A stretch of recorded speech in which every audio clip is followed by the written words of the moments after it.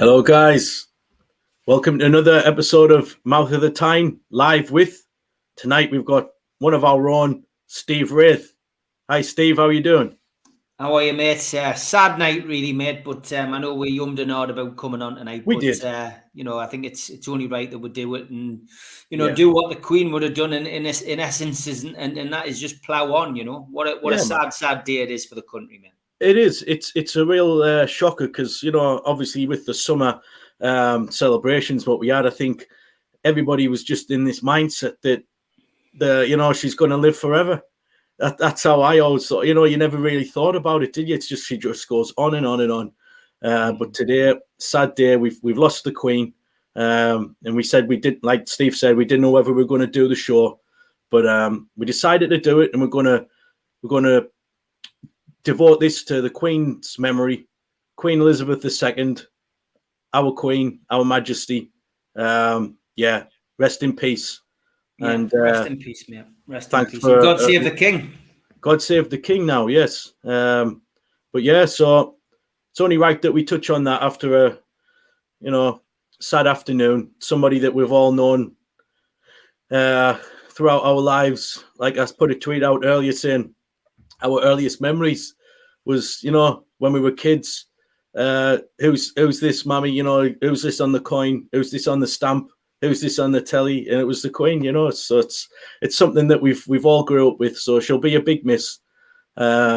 We've lived through some history, to be honest. And I'm just looking, a lot of people, including myself, using the photograph of the Queen presenting, the FA Cup to Jimmy Schooler in '55 at Wembley. Of course, she stopped going to cup finals after that. So, she a lot of the other royal family would take their turns at going, but probably, one of those images ingrained in our history. But fantastic servant to the realm, to the crown. Wow. We've lived in some strange times recently, and we all knew it was coming. But it still doesn't make it any less of a shock that the monarch that we've known, that I've known in my 50 years, that she's no longer with us. But incredible, mate, incredible. Yeah. But thoughts with the family, the royal family, and as I say, you don't have to be a monarchist, or a royalist to feel, that this woman at least, was been a fantastic servant to the country, if nothing else. Exactly. I couldn't have put it any better than that, Steve. So thanks for coming on a difficult night, and we'll try and do everybody proud. So welcome to the show, man. Been hoping to get you on since I delved into the weird and wonderful world of YouTube. You were always high on the list. Nice to have you on at last. And no, thanks for inviting us, mate. Look, I think it's nice to have a fan base which we could probably say isn't as divided. It was divisions, all over the place, more divisions in the Alphabet League, in Sunday football at one point. But now there is a little bit more unification than there was. And that's thanks to the takeover, which went through, thankfully, almost a year ago. And things are on the up. You will always get negativity. You will always get criticism. You will always get people who will disagree. But, it seems as if things are pulling, in the right direction. I've certainly tried my best just to ignore and to move on and just to push things. And we're all, we should all be on the same hymn sheet. The only thing we should be disagreeing about now is who Eddie Howe plays on a Saturday or a Sunday, and who we should be buying. Other than that, we should all be very happy. But unfortunately, like all football supporters, there are always some people who will twist on 21, Ben. Yeah, very true. Wise words spoken there, Steve. So tonight, just wanted to do things a little bit different. It's usually you hosting the shows and asking the questions, and I think it's nice for people that maybe don't know you so well and don't know your background. If we could just touch on a bit of the real Steve WRAITH and kind of your past in Newcastle and previous jobs, and what I really want to touch on was what got you in for your love of NUFC, and where did the love affair start? So let's let's just take it back a bit. Let's rewind it. When did you first start getting? We'll say you're affiliated with Newcastle United kind of media and things like that. You know, I'm not such on about when you first started going to match as a child, but you know, when did? Because I'm sure you used to write for. Was it True Faith as well, or did I get that one wrong? My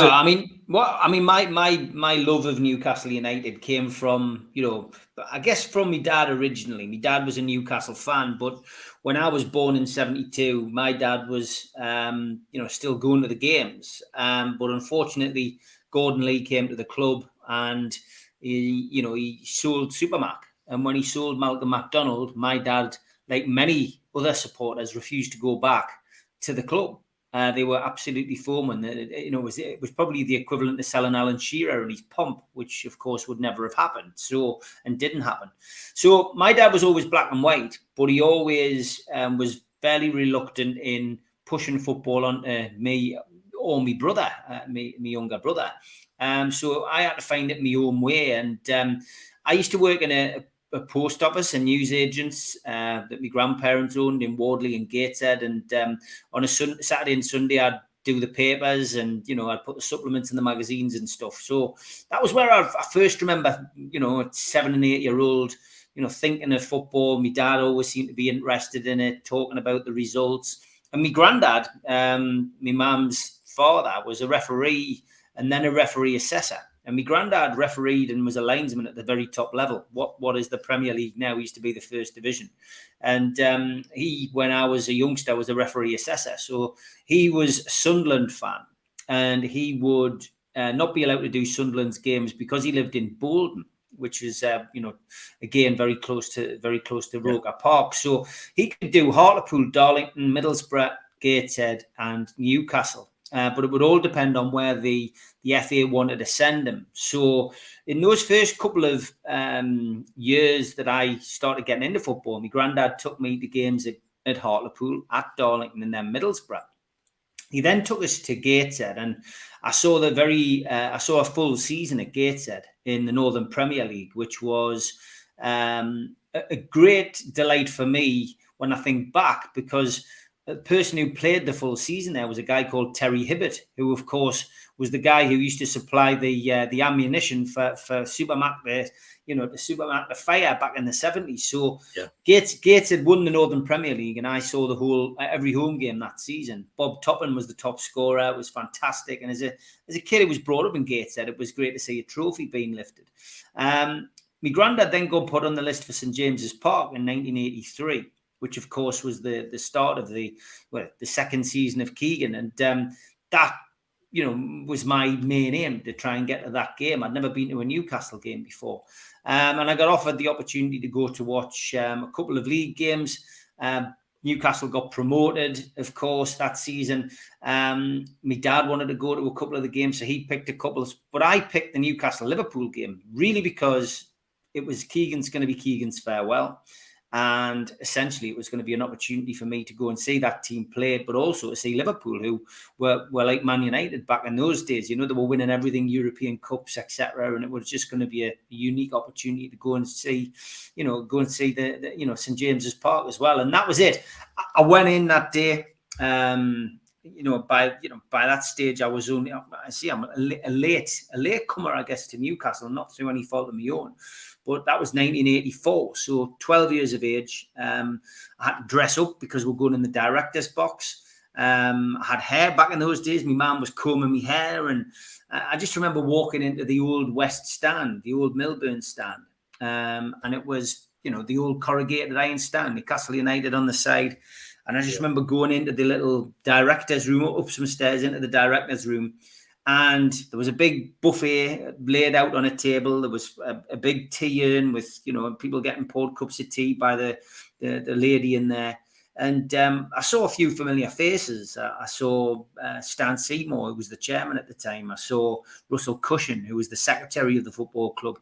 And then in the far corner, I saw Jackie Milburn and Bobby Cowell, who were there that night, and a couple of other well-known faces from that era. And I was like completely taken aback. we went into the ground for the first time, and the noise hit me, and it was just, this was better than anything I'd ever been to, you know, Gateshead, Middlesbrough, Hartlepool, Darlington. Just an amazing feeling, mate. And we were sitting in next to the press box, and George Taylor was commentating on the game. And it was amazing. And it might not have been a league game. It might not have been, you know, a competitive game. But it was Keegan's farewell. And of course, as everyone knows, you know, after the 2-2 draw, Keegan scoring the obligatory penalty, the helicopter comes in and takes him away into the night sky. And I mean, what an introduction for me to Newcastle United. Yeah. It's the stuff of dreams, isn't it, for a youngster to experience those type of moments. I had a little wry smile there when you mentioned Russell Cushion. He was the club secretary, did you say? Yes. Yeah. Funny story. It's, you know, it might be relevant to the viewers, but back in New College, Durham, back in the day, you're talking 2003, we had a friend, me and my friend Johnny Easton, we befriended a guy called Cush. That's all we knew him as, Cush. And he was a good lad, quite mild-mannered and such. And we were both massive Newcastle fans at the time. And we got chatting to him, and we didn't realise till a few months down the line that his dad was actually Russell Cushion. And at first we didn't believe him, the connection, you know, what we had. I thought, no, surely not, because we weren't too familiar with Russell Cushion, but I think he was still working at the club in the early 2000s, right? Would that be right? He was still in a job then. So we kind of researched him and thought, wow, Cushion's dad's connected, man. He's one of the top boys at St. James's Park. And just a little footnote there when you mentioned him. I thought, like, it was just it was a small world to be back then, but like have a little connection just to the club via a friend. And it took us months to actually get it out of him that's who his dad was. We just didn't have a clue. So Cush, if you're watching out there, wherever you are, you know, good on you, man. Your dad did a good job. But man.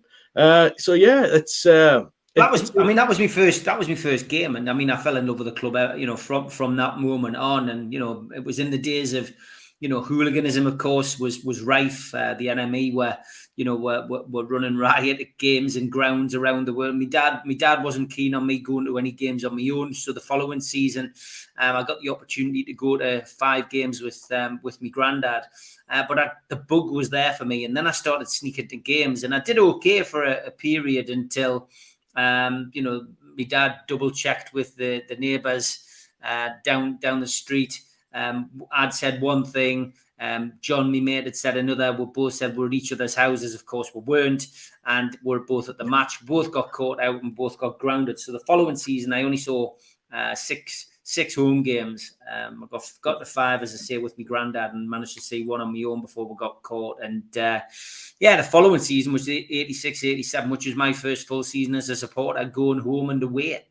But you ask about the media stuff, that didn't really happen until the 90s. And that was really down to the fanzine explosion, because Newcastle United in the late 80s hit rock bottom.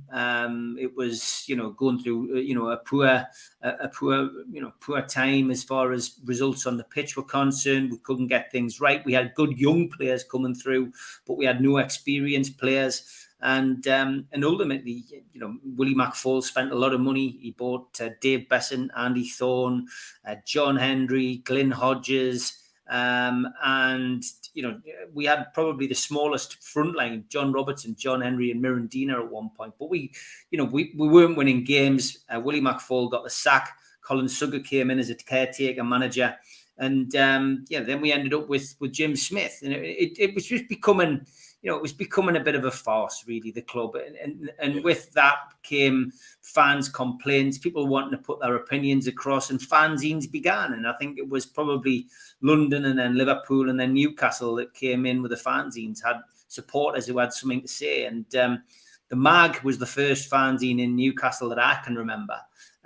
Closely followed by, me and the mighty Quinn, when Mickey Quinn had signed for Jim Smith and started banging the goals in at Newcastle. And that's where I first really, came to the attention, I guess, of Newcastle fans. I used to stand outside St. James's Park, usually down at the, at the Gallagher end. sometimes opposite the Strawberries, sometimes in the opposite corner, going up towards the Milburn stand, as we call it now. And I used to just stand outside and sell the fanzine. And we used to produce it at home. There was me, a guy called Steve Cross from Scunthorpe, my dad and my brother. And we all did a little bit.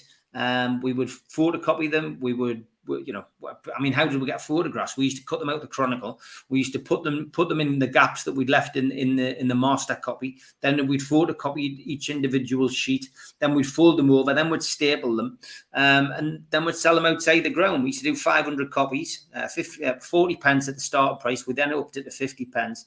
But it sold. People loved it, and even though there was me in the mag, and then there was a couple of others came along, half mag, half biscuit, talk of the Tyne.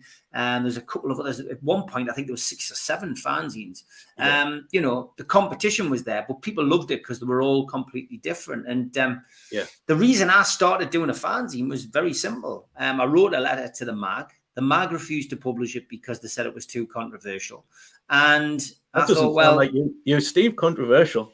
It wasn't that controversial, to be honest. I actually found the letter the other day and the reply from Mark Jensen, who was the editor. And if anybody's to blame for creating what I eventually became, it's probably Mark Jensen. If he just published me letter in the first place, there wouldn't have been any of this carry on. That's it. But you know what? I'm I just progressed, mate. It was obviously me. It was obviously that was obviously the path I was destined to be on. I believe in fate.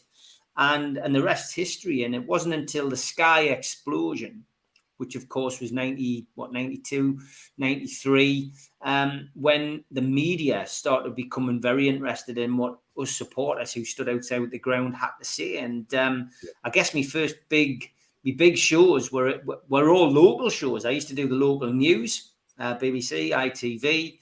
And then they had the regional budget back in those days, and Roger Thames and the lads had these programs which they would get you involved in, like Seat in the Stands or DIY TV, those kind of programs. They were either half an hour or an hour. And I ended up on there with people like Eamon Holmes, who was at the start of his career, talking about Newcastle United, which he didn't, to be on his own admission, had absolutely no clue about because he's a Manchester United fan. But then you would end up with people like Doug Weatherall on there, Glenn McCrory, Gibbo, Supermac, and it just became like getting on there was becoming a bit of the norm, and that was when I realised that it got up people's noses because when I was at the match then, and this is before social media, people will come up and go, "What the hell have you got? What's your opinion? Why is your opinion more important than mine?" And I was like, "Wow, you've got to be careful what you say." You know what I mean? And that was my first lesson in life. I never had any altercations. I had people having a say, and which is fine. People can have an opinion. Never had any altercations or violence. But I realised then you've got to be very careful what you say when you're on TV or you're on the radio or you're in the press, and be very careful what you say. So the first lesson I learned was whenever I'm speaking, especially live, just say, my opinion is, don't give the opinion, because it was getting edited. You would be going, they would say, what do Newcastle United fans think? And then I would be coming on, and then it would look as if I was speaking for the fans. I'm not speaking for the fans. So, that was the first lesson I learned, mate. Yeah, it's interesting you say that because, sometimes I feel the same. Obviously, YouTube's very new to me, but on Twitter, I am quite opinionated, but I've always just spoke for myself. Like, I've never tried to be a voice of the fans. I try to voice their, opinions. I do a lot of retweets and, happy to, promote other people's opinions, but I never try to speak on their behalf. And that's something that's always kind of knocked me a bit. I always get we won't go into it too much tonight about, when people pile on you and stuff, but a lot of it, like we've always said, people are allowed an opinion. And, sometimes when I speak, it is just that. It is just my opinion. It's not like not like I'm, like you said there, I'm not speaking for behalf of the fans. It's just so happens to be that I've got a few followers, and it's different for you. It's different for you because you're a social media. You're like a social media creation, if you like. You've created this persona on social media, whether you like it or not, and you have chosen, because there is a block button on there, to block people, and you've got a reputation for blocking people on Twitter. Is there a block button on there? I'll have to. But you know what? I mean, I guess I learned that from you because you know it became. It got to the point where I mean, and I'm sure you'll remember, I used to get into pretty heated rows on Twitter. I would reply to everybody. I tried to do it the opposite way to you. You would block people. Yeah. What I used to do was I tried to reason with people. I would get a great sense of satisfaction if I managed to turn somebody around on their opinion, either on me or on something that was discussed. You're never going to do that with everybody.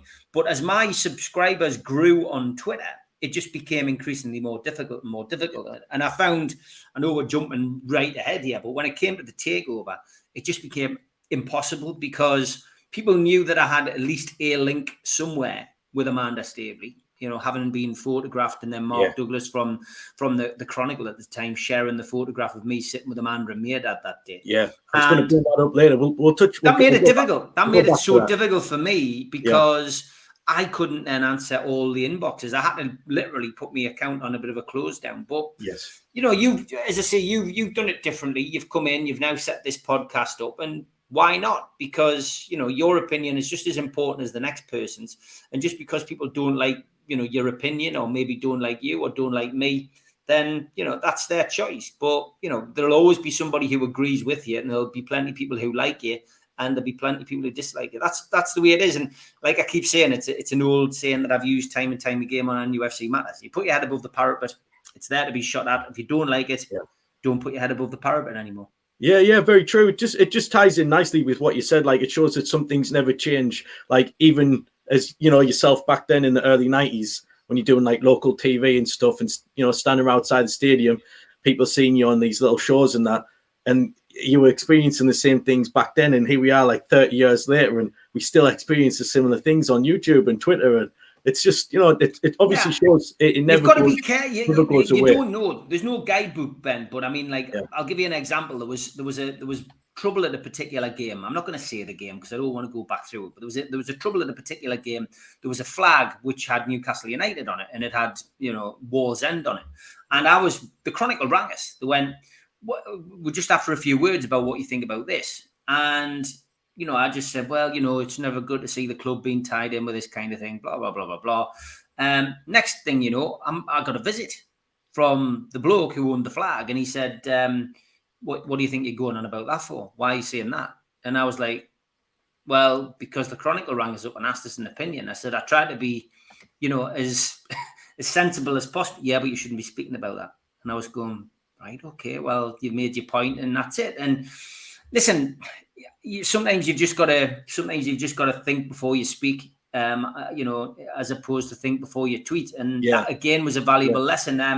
The guy didn't bully us. The guy wasn't aggressive. He just said, you shouldn't really be speaking about those kind of things. And with hindsight, the guy was right. But it just became more obvious to me that when you do that, you know, you can put yourself in the right, you know, position, and you really shouldn't comment on something. So, but as I say, there's no guidebook to it. You know, you've just got to be careful. And I've given advice to a lot of people over the years who've either got into this kind of thing, or got into fanzines, or got into a bit of TV and media, and I just give them the same advice as I've spoken about on here tonight.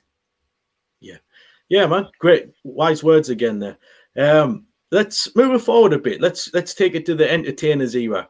What were your thoughts and your experiences back then? The nightlife and such. Did you ever go out on the tune and you know, bump into players? You know, I heard back then they used to go to certain, was it Julie's or something like that? Well, I worked on the doors back then. Of course. I mean, I was a doorman in Newcastle for 18 years. And I mean, that's how I ended up building up such a good relationship with a lot of the ex-players, because I looked after a lot of them going out and about. I was head doorman at Chase on the Quayside, which is now a Vika. I was also working at Sea Nightclub. I worked at Masters, which is Tuk Tuk Palace. That was one of my very first door jobs. But yeah, I looked after a lot of the lads. I got on well with obviously the local guys like Lee Clark, Steve HOWAY, David Roach, you know, and Steve Watson. And those guys were regulars on the scene. And when the entertainers kicked into full flight. They were bringing people like Tino, David Ginola, Philip Albert out and about. And yeah, I saw them all the time. I mean, they would usually start off on the quayside at Uno's, go for a meal, which is still there on the quayside, just along from Avica now. And then they would probably come to Chase. They would then head along the quayside, probably go to the Quilted Camel, the Red House, and then head into Julie's. Julie's was their preferred choices nightclub. As the seasons moved on, they ended up going on to see nightclub. Julie's became less of an attractive place to go to when they started going to see nightclub. But yeah, I saw them all. I mean, I've always been very respectful to the guys. Never talked out of school. Some of them got themselves into some positions. Some of them got themselves into trouble. But we always dealt with it, properly. There was nobody completely out of their head every night. It's just lads being lads at the end of the day. But I tell you what was great, the fact that they all drank as a team. I think that was what I always remembered. And I mean, having been involved in Sunday football for 20 years myself, I know how important it is to have that kind of camaraderie just on and off the pitch.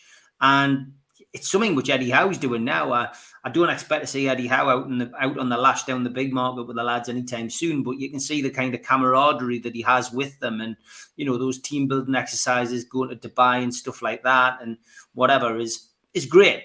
It's great to see, and that's the first time that I can remember a team being as close and as together since those entertainers' days. So that bodes well, I guess, for Newcastle trying to eventually win a trophy.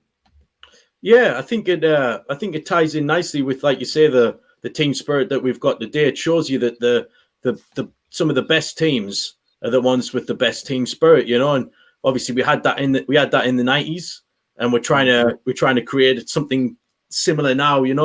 I think it's nice to hear, and I wonder if I don't get out on the tour much these days, but I wonder if any of the players do go drinking. And we used to have like Richie, who was quite close with Gail, and a few others. They used to go out together, I think. But I don't know about the current squad. I don't know if anyone's seen Bruno down the quayside yet, or is he just I stopped doing the doors in 2013, and yeah. I mean, there was a good camaraderie between the likes of Kevin Nolan, Alan Smith, Joey Barton, Steve Harper. Yeah, that was a good era. Yeah, those lads went out as well. They like night out. Andy Carroll, of course. But it wasn't the same as the entertainers. The whole squad went out. Even Peter Beardsley, who doesn't drink, would go out. He'd almost be like the registered driver. He had to drop Keith Gillespie off a couple of times, which I think the lads tell in numerous stories. At the talk-ins. But yeah, I mean, for me, it was never premeditated, but it was a good way of networking, Ben, because ultimately for me, I ended up meeting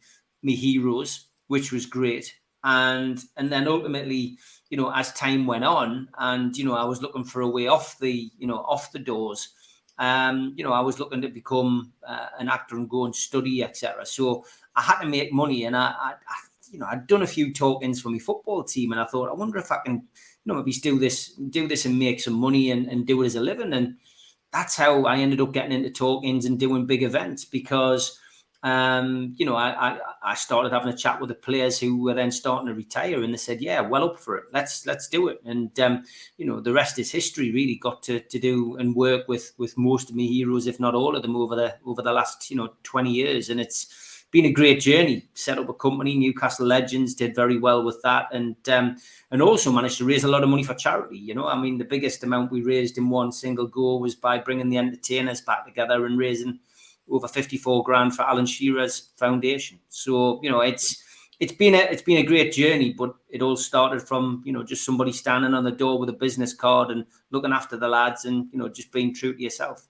Yeah, it's good. It's a fascinating story, mate. And it's like you say, it's one of the reasons that I wanted to, chat to you about that side of things tonight. It's a very interesting tale, man. Let's move it forward a bit. You touched on it just a few minutes ago. The famous photo with Amanda and Mairdad. It's obviously it's up to you how much you want to go into this scenario. But what actually happened that day? Did you know they were coming? So you knew they were coming, and then were you sat with them to liaise? They were supposed to come. They were supposed to come in the previous home game. I was working at the time for Rafa and his backroom team, Owen Brown and Richard Green. Richard, sadly, no longer with us, passed away during the COVID situation. And Owen was, and still is, Rafa's agent. Richard was his accountant and lawyer. And they approached me when Rafa took the job full time, and said, we would like to have somebody who can liaise between us and the supporters, but who doesn't work for the football club. And I thought it was a joke. But on the day that I went to meet them, Lee Ryder was there as well from the Evening Chronicle. So I knew it was a genuine person. The guy had reached out to us on LinkedIn, and I ummed and ahed, and I thought, well, what can I lose? So Newcastle Spurs, last game of the season, Newcastle relegated. They invite me to the game. I went along to the game. They said, you can bring a couple of guests. I said, can I bring me dad and my brother? That's who I go to the match with. And they went, yeah, no problem. That would be great. It'd be lovely to meet them. So went along. We were in the Heroes Lounge at Newcastle. And the game, of course, was fantastic. Newcastle get relegated. They go and beat Spurs, 5-1, and 10 men and all that. But that's how that began. And then during the summer, we kept in touch. We had a chat backwards and forwards by text. And then they said, look, the offer was genuine.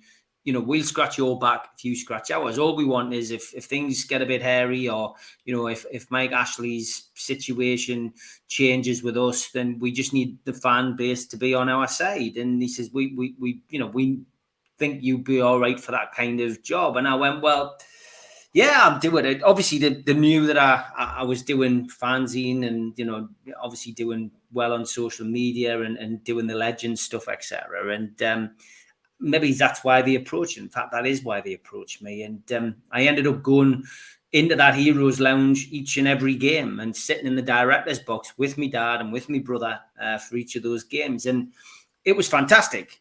A unique opportunity. I wasn't getting paid for doing this job. I was just in a good position. And were there times where they needed this? Yeah. I was putting stuff out on social media, and was I being untrue to myself? No, I was saying what I believed in. I did believe in Rafa's philosophy. I did think Rafa would do well for us. I did think if Mike Ashley backed Rafa Benitez, that Newcastle United would do well and potentially, become the club that we all knew it can become.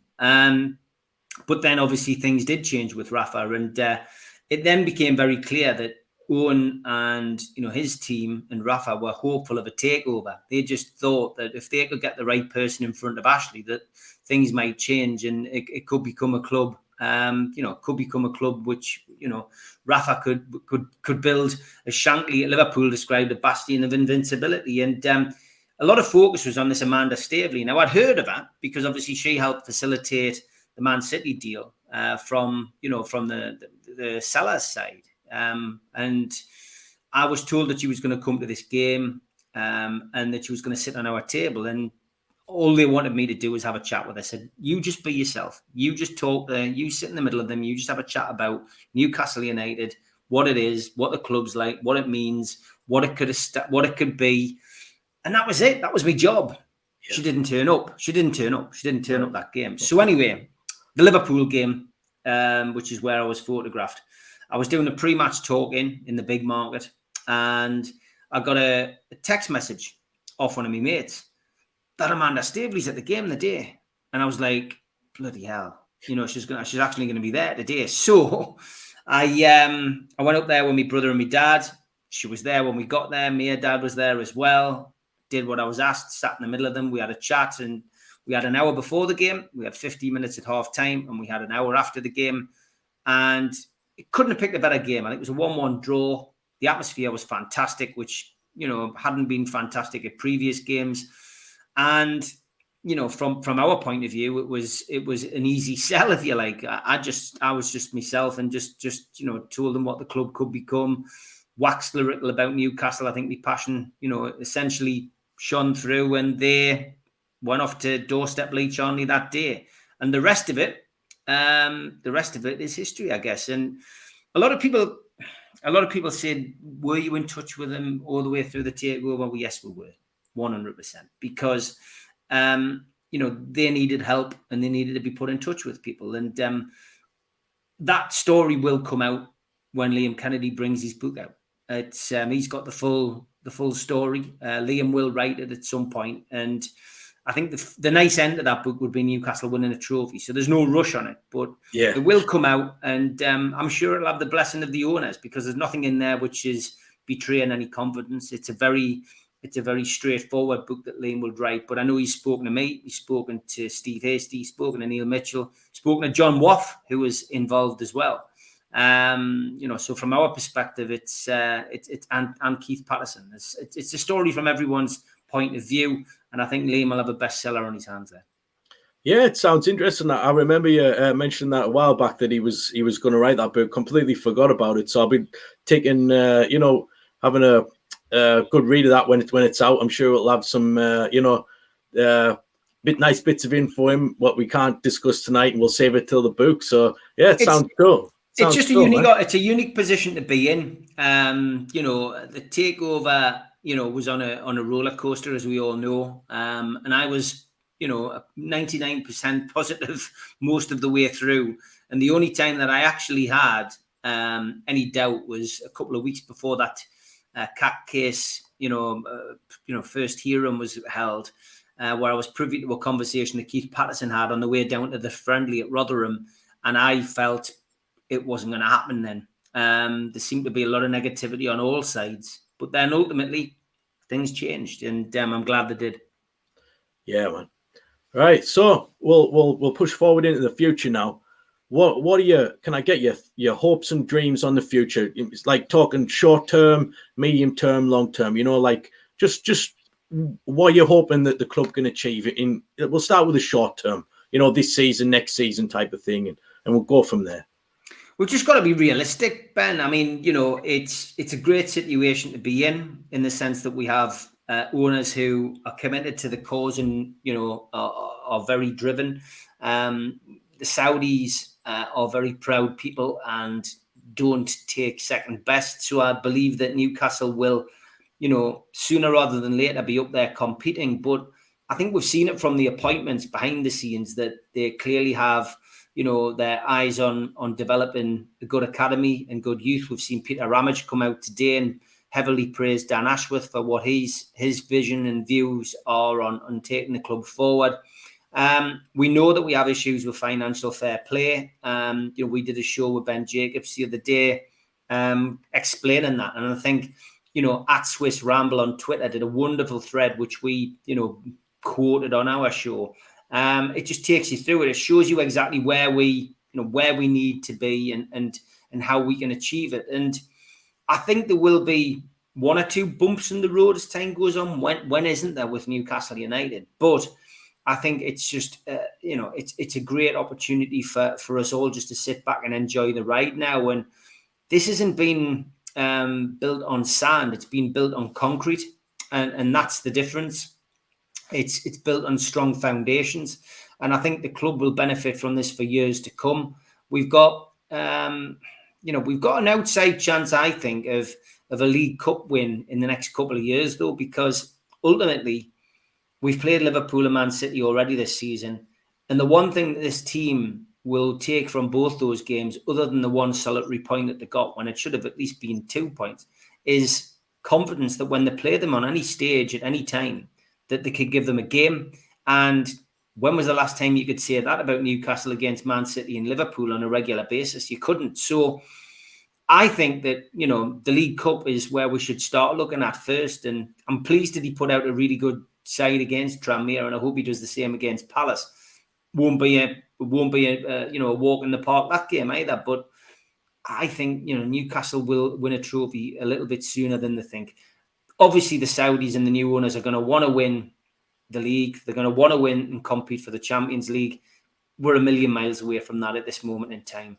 But we've just got to enjoy the ride. And that's the key, because, for the last 14 years, we couldn't even, dream of bringing in players of the quality of Bruno and Isak and Kieran Trippier, Sven Botman, Nick Pope, Dan Burn, Matt Target. I mean, players like that coming into Newcastle United it's dreamland really again for us. And you've just got to enjoy it, Ben. And I the transfer window for me is something I've avoided like the plague for the last 14 and odd years. And I only started doing the podcast during lockdown, but I've commented on Newcastle. I've done, articles for some fanzines after I'd stopped doing my own.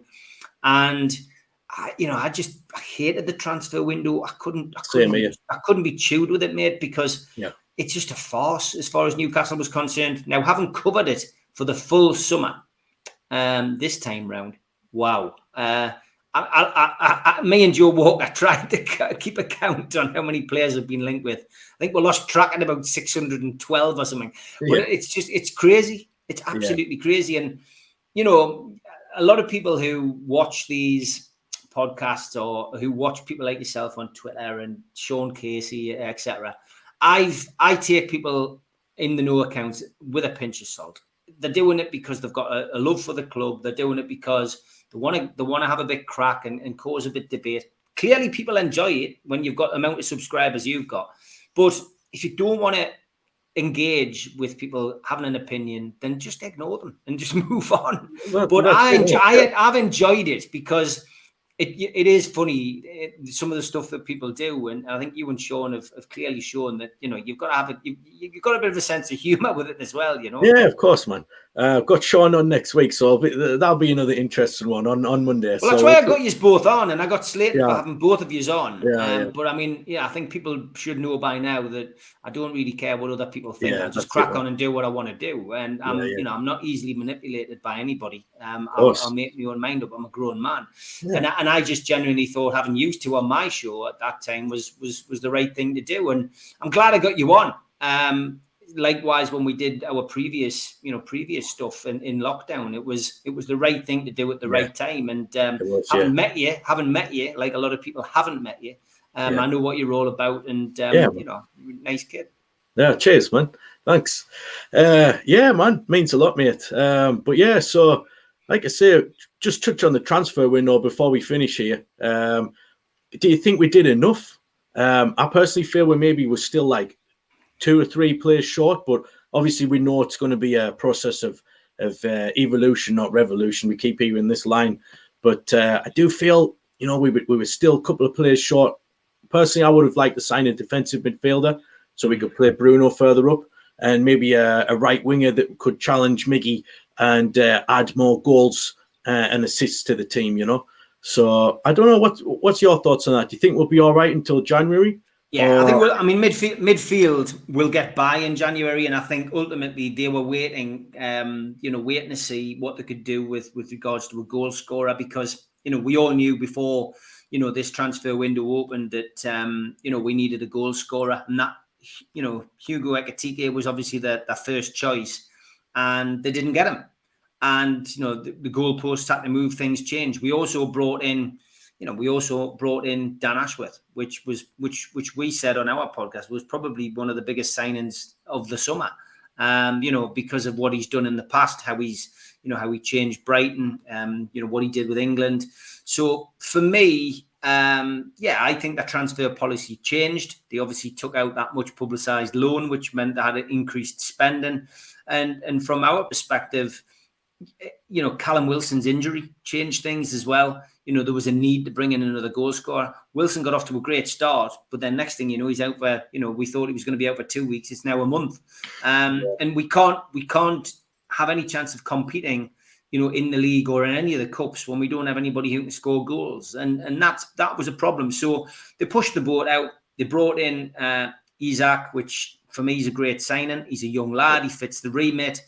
Spent a lot of money on him, and I think they're probably going to bring in a midfielder, January. If not, it'll be a marquee signing next summer. But I genuinely think they will spend another 100 million, maybe in the next transfer window. I would be very surprised if they don't go out and try and bust a gut and bring another one in. Probably not January, but the August transfer window, but go out and spend another 100 million plus. They may make some different deals in January, who knows? But for me, it was a great transfer window. I don't think they could have done any better. Yeah. I really was a champion in Maddison for the very first transfer window when they came in. I was delighted to see they try to go in for them in this transfer window, but they didn't get him, unfortunately. I'd much prefer Maddison than Tielemans or Harvey Barnes, I've got to say. And there is definitely those kind of places up for grabs. The midfield places are up for grabs. ASM has definitely changed my opinion on this season because fair enough, he's been injured the last couple of games, but he's definitely changed how he's got him playing to the best of his abilities. The goal he scored at Wolves was absolutely brilliant. But yeah, there will be changes in the midfield. I've got no doubt about it. I think they would have changed goalkeeper had it not been for Darlow's injuries. Now forced us, into bringing in carriers. But I mean, ultimately, I think they would do that anyway. I think they would end up bringing in another strong goalkeeper to challenge Pope. So I think if you ask for marks out of 10, I would say 9 out of 10. And I think, midfield I would have done it, but they clearly couldn't because of what they had to spend on in other areas. And they'll rectify that in January or August. Yeah, man. I pretty much agree with all that. I really want to see us sign Maddison in January. I think he'd be attainable. I think it's somebody that we could, if we put the money up, and it's going to be, you would think it would be less money than it was this summer, which is why it's such a strange one, because Maddison's he's free, not this summer coming, isn't he? But the summer after, unless he signs a contract extension, obviously. Yes, Tielemans. I mean, Tielemans was the other one linked, and he can obviously leave for free in the summer. But I would be more kind of go for for Maddison for me. I just think he would fit in to Newcastle. Yeah. I really do think he would fit in. I think the biggest signing we've made, the Barry Venison of this team, is definitely Kieran Trippier. Because people always say Brian Kilcline was the big signing, but Barry Venison had a lot to do as well. Killer was because of who he was. He was a Colossus, FA Cup winner with Coventry. Big character in the dressing room. But Barry Venison was a bigger character. And I always feel that Barry Venison was the one who was having conversations with people in the England dressing room and, do you know what I mean, having chats with people at bigger clubs. He had lots of contacts and he played and won everything. And I just genuinely felt, that Trippier has followed in his footsteps. So it's exciting. Like I go to bed every night smiling now, just knowing that the club is in safe hands and that it's great. It's great, isn't it? And I enjoy doing it. I mean, I enjoy doing this. Do you know what I mean? I enjoy coming on and having a chat with people who are Newcastle fans who want to have a chat as well. And I mean, I never thought I would end up doing 7 nights a week doing a podcast, but it's because people. And I thought, is this going to be too much of a chore? Do I want to do it all the time? But it's an hour out of my day. Chatting with people who I enjoy speaking to. Every now and then get a different guest on. Yeah. And it's just enjoyable, mate, because we've got something positive. It's a hobby and a passion, isn't it?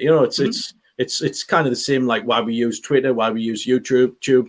We love football and we want to not only absorb it, but we like to express how we feel about it too, and listen to others' views. Diversity as well. I mean, like there's 52,000 who go at the ground, but there's millions of Newcastle fans around the world, and not everybody likes Ben, from Mouth of the Tyne. Not everybody likes Steve Wraith from NUFC Matters.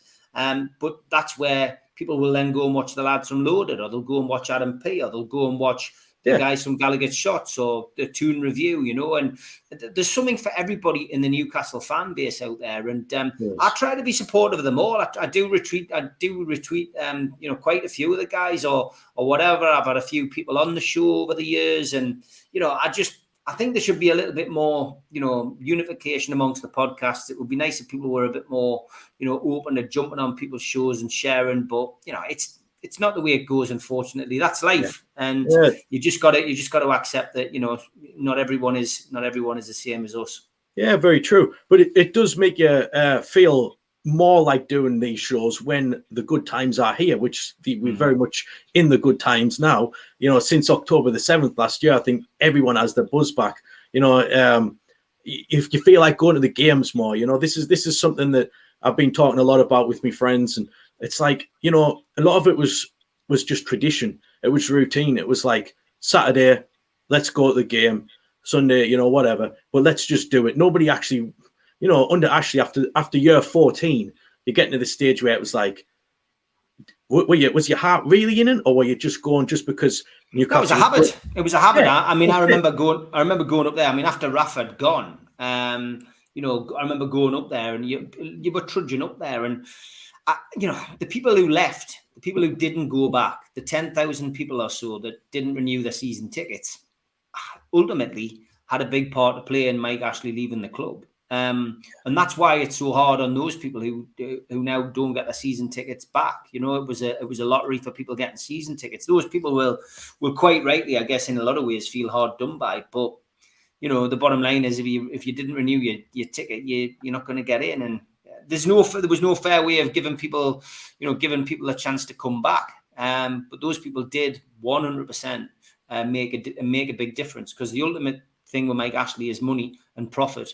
And if he starts getting hit in the pocket, he goes, and that's, we drove him out eventually. It had nothing to do with people being dressed as vicars and walking up to the ground. All played its part. People walking out in the first minute, people walking out in the 90th minute, people chucking paper aeroplanes. I guess as a whole thing over that period of time, it all played its part. But there is no doubt in my mind that the reason that he left was because people started walking away, and it was affecting them financially. COVID as well played its part, of course.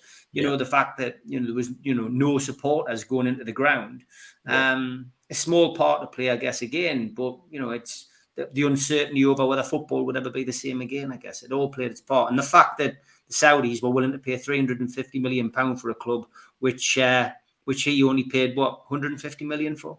Yeah, that's it. And especially, like you said, after losing income through the COVID period, when he was losing money on the gate, it couldn't have come at a better time, could it? It was like a perfect storm to finally get him to sell up, and eventually he did, man. And here we are, nearly a year later. And things will change. Things will change massively, because everybody's discussing it now. We know the sponsorship. We know. Look at the sponsorship that they got with Noon. It's it's more than they're getting for the Fun 88 on the front of the shirt. Yeah. So we know that that they've now cancelled the Fun 88, and we're going to get a new shirt sponsor. And that shirt sponsor coming in will help us massively with financial fair play, as will a stadium sponsor. And if they come out and say, we want to call it's going to be at St James's Park, but a big sponsor name in front of it, but this is what's going to come in, and this is how it's going to affect the financial fair play, then suddenly Newcastle will be in a position where they could probably spend 300 million in a transfer window. I don't think they'll do that, by the way. I think they'll continue to go down the same road, where they're very careful and judge each transfer as they have done, careful who they bring in and whatever. But I also think they'll be very careful with their wage structure. They will have to up it eventually. They will have to then go to the next level. But they will. Don't think they'll do that overnight. No. Yeah, man. Well, Steve, it's been a pleasure. Thank you very much for coming on the show. Like it was touched on at the start, it was a difficult decision. Obviously, with the Queen's passing today, it's a big moment in everyone's lives, and I think we did the right thing. I want to dedicate this to the Queen. For everybody that she meant a lot to. She will be missed, and it's like I say, it's a tough night, but I just want to thank you once again for coming on. And, thanks for having us, mate. And good luck with it. As I say, never hesitated in coming on, mate, because it's nice to be able to come on and give people support, and just keep doing what you're doing, mate. And just ignore the haters. And I think Kenny Ranson said, get yourself some moderators. You do need a couple. You've got to get some trusted people in your chat. Kenny's one of them. Give Kenny a spanner. He'll look after you. We need to make some money first. Then I might have a big cash to pay the moderators off. So.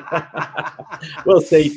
We're a long way away yet, unless someone wants to work for free. But so we'll see how it goes. So we've got Al Walid on tomorrow night, which looking forward to getting his. He's a good man from Saudi. I know he's one of your good friends, and I just thought it'd be nice to delve into the Saudi kind of fan base, and there's no better place to start than Al Walid. So, really looking forward to that. And then, like we said, we've got Sean Casey on Monday night. So, we're going to keep these shows going over the course of the season. And, hopefully people will like and subscribe if they enjoy the content. If they don't, well, it's fine. Just keep on scrolling. That's all good, man. Right, so we'll leave it there, Steve. thank you once again. And thank you to all the listeners and subscribers out there tonight. Hope you enjoyed the show. Hope you got to see a bit more of the real Steve Wraith and a little bit more of the real Burnsy too. So, Steve, thank you very much, mate. Take care, mate. Take care, mate. See you later. Thanks, guys. All the best. Ben from Mouth of the Tyne. See you soon.